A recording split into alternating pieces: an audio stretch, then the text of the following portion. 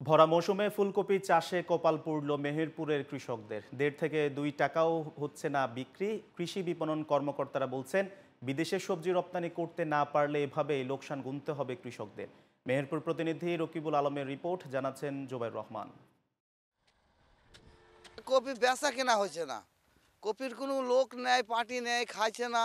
আমার যে জমিটা 25 কাঠা জমিতে 40,000 টাকা খরচ হয়েছে, আমার 4,000 টাকাও আসবে না।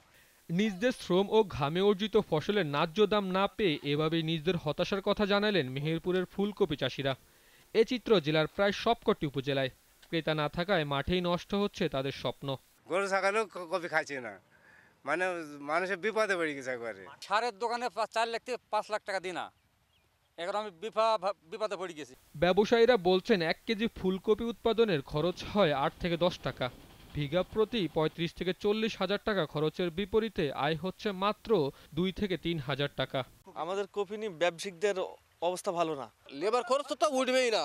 কপি এখন যদি লেবার খরচ করি, যদি 10 বস্তা কেটে দিই, তাহলে সেগুলো ঘরে থেকে লাগছে। এখন আর বিক্রি নেই। এই ভরা মৌসুম আসলেই আমাদের কপিতে লস হয়। 1 টাকা 2 টাকা পিস কিনে লিগে গাড়ি ভাড়া লেবার খরচ দিয়ে ওখান থেকে আমাদের 8-10 হাজার টাকা আরও গায়ে বাজছে।